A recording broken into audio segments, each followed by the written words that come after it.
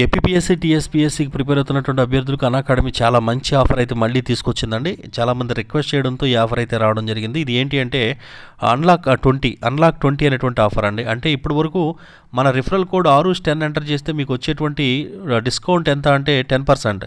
కానీ ఇప్పుడు మీరు మన కోడ్ ఎంటర్ చేస్తే మీకు వచ్చేటువంటి డిస్కౌంట్ ఎంత అంటే 20% డిస్కౌంట్ వస్తుందండి.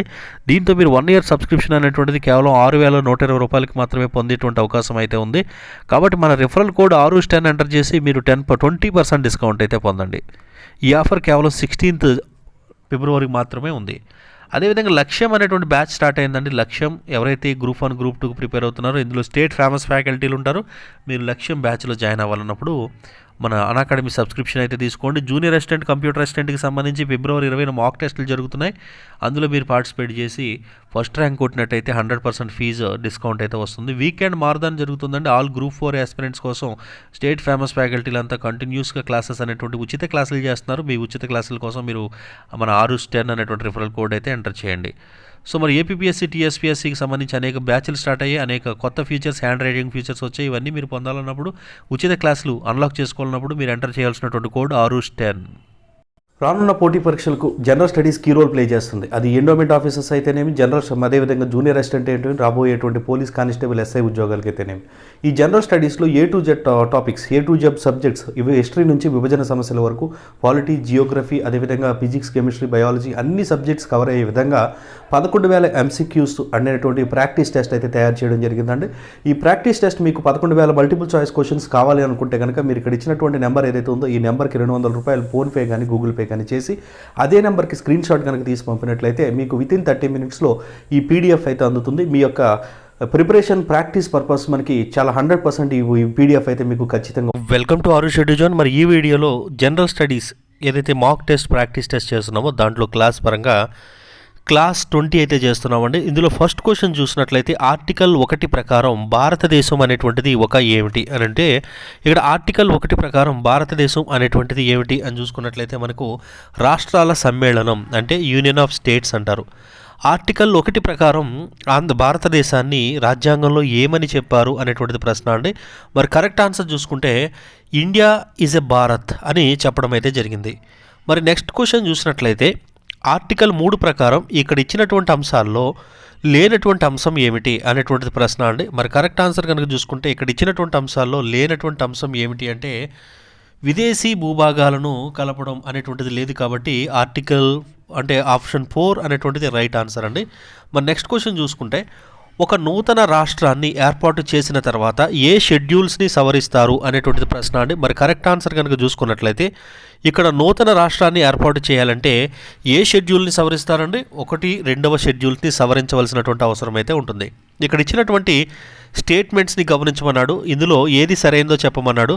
అంబేద్కర్ చిన్న రాష్ట్రాలకు అనుకూలమని, ఆర్టికల్ 3 ప్రకారం నూతన రాష్ట్రాన్ని సాధారణ మెజారిటీతో ఏర్పాటు చేస్తారని ఇక్కడ స్టేట్మెంట్స్ అయితే ఇచ్చాడు. ఇందులో ఏది సరైనది అంటే ఇచ్చినటువంటి 2 స్టేట్మెంట్స్ ఏవైతే ఉన్నాయో అంబేద్కర్ చిన్న రాష్ట్రాలకు అనుకూలం, అదేవిధంగా ఆర్టికల్ 3 ప్రకారం నూతన రాష్ట్రాన్ని సాధారణ మెజారిటీతో ఏర్పాటు చేయడం, రెండూ కూడా సరైనవే. కాబట్టి ఆప్షన్ 4 అనేటువంటిది కరెక్ట్ ఆన్సర్. మరి నెక్స్ట్ క్వశ్చన్ చూసినట్లయితే ఈ క్రింది వాటిలో రాష్ట్రాల ఏర్పాటు జరగగా వరుస క్రమంలో వీటిని గుర్తించండి అని చెప్పేసి అడిగాడు. అంటే ఏ రాష్ట్రం ముందు ఏర్పడింది అనేటువంటి దాన్ని బేస్ చేసుకొని చూసినట్లయితే ఇక్కడ కరెక్ట్ ఆప్షన్ ఏమిటి అంటే మరి ముందు ఇక్కడ ఇచ్చినటువంటి వాటిలో ఏర్పడింది సిక్కిం అండి. సిక్కిం తర్వాత అరుణాచల్ ప్రదేశ్, దెన్ ఛత్తీస్గఢ్, ఫైనల్గా జార్ఖండ్. కాబట్టి ఆప్షన్ 2 అనేటువంటిది సరైనటువంటి ఆన్సర్. మరి ఇక్కడ ఏ రాష్ట్రాలు ఏ ఉద్యమాలు చేస్తున్నాయి ఈ ప్రత్యేక రాష్ట్రాల కోసం అనేటువంటిదండి.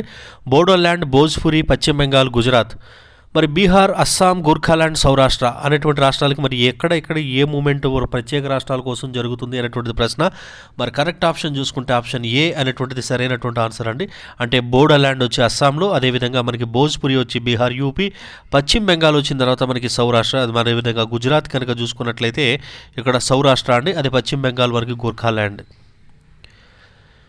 ఇక్కడ ఏ రాష్ట్రాలు ముందుగా ఏర్పడే వరుస క్రమాన్ని ఐడెంటిఫై చేయమన్నాడండి. ఇక్కడ ఇచ్చినటువంటి వరుస క్రమాన్ని కనుక మనం చూసుకుంటే మొదటిగా ఆంధ్రప్రదేశ్ ఏర్పడింది, తర్వాత మహారాష్ట్ర, తర్వాత నాగాలాండ్, తర్వాత హర్యానా. కాబట్టి ఆప్షన్ 1 అనేటువంటిది సరైనటువంటి ఆన్సర్. మరి క్రింది వాటిలో సరైనటువంటి స్టేట్మెంట్స్ని ఐడెంటిఫై చేయమన్నాడండి. మరి ఏ స్టేట్మెంట్ సరైనది అంటే రాష్ట్రాల ఏర్పాటుకు రాజ్యాంగ సవరణ అవసరం, రాష్ట్రాల ఏర్పాటు సాధారణ మెజారిటీతో ఆమోదిస్తారు అనేటువంటి ఇచ్చినటువంటి వాటిలో ఏది సరైనటువంటి స్టేట్మెంట్ అంటే కరెక్ట్ ఆప్షన్ మనకి ఆప్షన్ బి అనేటువంటిది సరైనటువంటి ఆన్సర్ అండి. ఇక్కడ ఇచ్చినటువంటి వాటిలో ఒక రాష్ట్ర ఏర్పాటులో ఏది భాగస్వామ్యంగా ఉండదు, ఎవరికి భాగస్వామ్యం లేదు అంటే ఒక రాష్ట్ర శాసనసభ, రాష్ట్రపతి, పార్లమెంట్ అనేటువంటి మూడు కూడా మనకు భాగస్వామ్యాన్ని కలిగి ఉంటాయి. వచ్చి మనకి సుప్రీంకోర్టు అనేటువంటిది భాగస్వామ్యాన్ని కలిగి ఉండదు. మరి ఇక్కడ ఇచ్చినటువంటి స్టేట్మెంట్స్ని గమనించమన్నాడు, ఏది సరైనటువంటిదో ఐడెంటిఫై చేయమన్నాడు. ఎస్కే తార్ కమిషన్ అనేటువంటిది కనుక చూసుకున్నట్లయితే ఎస్కే తార్ కమిషన్ భాషా ప్రయుక్త రాష్ట్రాల ఏర్పాటును తిరస్కరించింది. జేవీపీ కమిటీ భాషా ప్రయుక్త రాష్ట్రాల ఏర్పాటును వాయిదా వేయమని చెప్పింది. మొదటి పీఆర్సీ ప్రకారం 14 రాష్ట్రాలు 7 కేంద్రపాలిత ప్రాంతాలు ఏర్పడ్డాయి అనేటువంటి ఇచ్చినటువంటి స్టేట్మెంట్స్లో సరైనది ఏంటి అంటే మొదటి 2 స్టేట్మెంట్ సరైనదండి, 3వ స్టేట్మెంట్ ప్రకారం రాంగ్. ఎందుకంటే 14 రాష్ట్రాలు 6 కేంద్రపాలిత ప్రాంతాలు మాత్రమే ఏర్పడ్డాయి కాబట్టి ఏబీలు మాత్రమే సరైనవి. అంటే ఆప్షన్ 3 అనేటువంటిది కరెక్ట్ ఆన్సర్. మొదటి రాష్ట్రాల పునర్వ్యవస్థీకరణ ఫస్ట్ ఎస్ఆర్సీ ప్రకారం ఎన్ని రాష్ట్రాలు 8 కేంద్రపాలిత ప్రాంతాలు ఏర్పడ్డాయి అనేటువంటి ప్రశ్న. మరి కరెక్ట్ ఆన్సర్ చూసుకుంటే ఆప్షన్ సి అనేటువంటిది సరైనదండి. 14 రాష్ట్రాలు 6 కేంద్రపాలిత ప్రాంతాలు ఏర్పడ్డాయి. మరి శ్రీకృష్ణ కమిటీ ఇచ్చినటువంటి సిఫార్సును కేంద్ర ప్రభుత్వం ఎన్నో సిఫార్సును ఆమోదించింది అంటే శ్రీకృష్ణ కమిటీ ఇచ్చినటువంటి 5వ సిఫార్సును ఆమోదించి తెలంగాణ రాష్ట్రాన్ని అయితే ఏర్పాటు చేయడం జరిగింది. ఇటీవల భారతదేశంలో కొన్ని గ్రామాలను బంగ్లాదేశ్కి భారత ప్రభుత్వం తరలించింది. మరి భారత ప్రభుత్వం ఈ విధంగా తరలించడం అనేటువంటిది ఏ ఆర్టికల్ ప్రకారం పార్లమెంట్ చేసింది అనేటువంటి ప్రశ్న అండి. మరి కరెక్ట్ ఆన్సర్ చూసుకుంటే ఆర్టికల్ 2 అండి. ఆర్టికల్ 2 ప్రకారం మనకి చేసేటువంటి అవకాశం అయితే ఉంటుంది.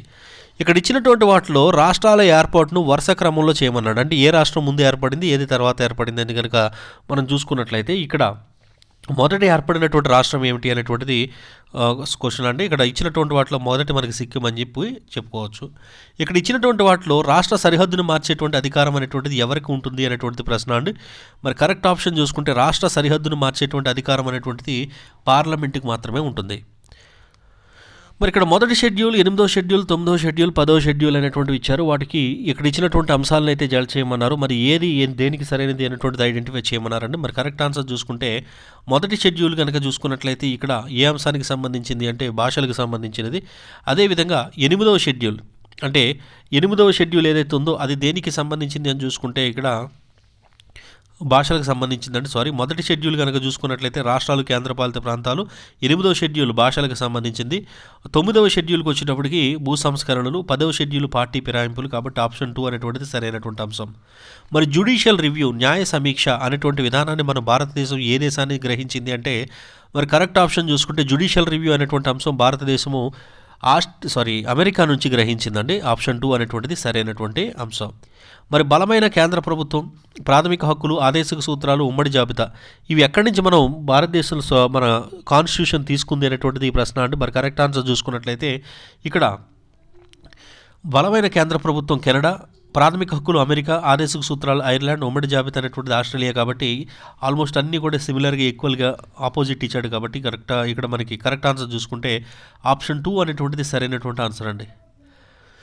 మరి భారతదేశంలో అనుబంధ రాష్ట్ర హోదా ఉన్నటువంటి అసోసియేటెడ్ కలిగినటువంటి రాష్ట్రం ఏది అనేటువంటిది ప్రశ్న. మరి ఈ విధంగా చూసుకున్నప్పుడు మనకి సిక్కిం అనేటువంటిది సరైనటువంటి ఆన్సర్. 9వ షెడ్యూల్లో ఏ రాజ్యాంగ సవరణ ద్వారా చేర్చారు అనేటువంటి ప్రశ్న అండి. మరి కరెక్ట్ ఆన్సర్ చూసుకుంటే 9వ షెడ్యూల్ని ఇక్కడ 1వ రాజ్యాంగ సవరణ ద్వారా చేర్చారు. కాబట్టి కరెక్ట్ ఆప్షన్ ఇక్కడ ఆప్షన్ 1. మరి క్రింది స్టేట్మెంట్లో సరైనటువంటిది ఏమిటి అని అడిగారు. సిక్కింకి రాష్ట్ర హోదా, సహరాష్ట్ర హోదా 35వ రాజ్యాంగ సవరణ, సిక్కింకి పూర్తి రాష్ట్ర హోదా 36వ రాజ్యాంగ సవరణ, సిక్కిం గురించి వివరించేటువంటిది ఆర్టికల్ 371F అనేటువంటి 3 స్టేట్మెంట్స్ ఇచ్చారు. మరి సిక్కిం గురించి ఇచ్చినటువంటి 3 స్టేట్మెంట్లో ఏది సరైనది అనేటువంటిది ప్రశ్న. మరి కరెక్ట్ ఆన్సర్ చూసుకున్నట్లయితే అన్నీ కూడా సరైనవే. కాబట్టి option 4 is right answer.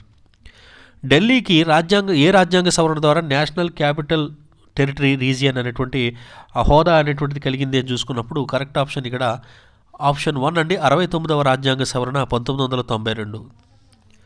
Jharkhand, Chhattisgarh, Uttaranchal ఎప్పుడు ఏర్పడ్డాయి అనేటువంటిది ప్రశ్న అండి. మరి కరెక్ట్ ఆప్షన్ కనుక చూసుకుంటే ఇవి 2000 సంవత్సరంలో ఏర్పడడం జరిగింది. అటవీ విస్తీర్ణంలో 12% పైగా ఈ రాష్ట్రంలో రక్షిత నెట్వర్క్ ఉన్నది అనేటువంటిది ప్రశ్న అండి. మరి కరెక్ట్ ఆప్షన్ చూసుకుంటే అరుణాచల్ ప్రదేశ్ అనేటువంటిది సరైనటువంటి ఆప్షన్.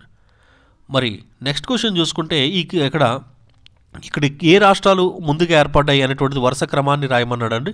మరి ఇక్కడ ఇచ్చినటువంటి వాటిలో ఏ రాష్ట్రాలు ముందుగా ఏర్పడ్డాయి అని చూసుకున్నప్పుడు సెకండ్ ఆప్షన్ 2 అనేటువంటిది సరైనటువంటి ఆప్షన్ అండి. ఆప్షన్ 2 సరైనటువంటిది. అంటే హిమాచల్ ప్రదేశ్, తర్వాత మనకి మణిపూర్, తర్వాత మనకి త్రిపుర, తర్వాత మేఘాలయ, తర్వాత మనకి సిక్కిం, అదేవిధంగా ఫైనల్గా మిజోరాం. కాబట్టి ఆప్షన్ 2 అనేటువంటిది సరైనటువంటి ఆన్సర్. సో దట్ ఇవి ఈ రోజుకు ముఖ్యమైనటువంటి ప్రశ్నలు. రేపు మరికొన్ని ప్రశ్నలతో మరొక వీడియోలో కలుద్దాం. Thank you.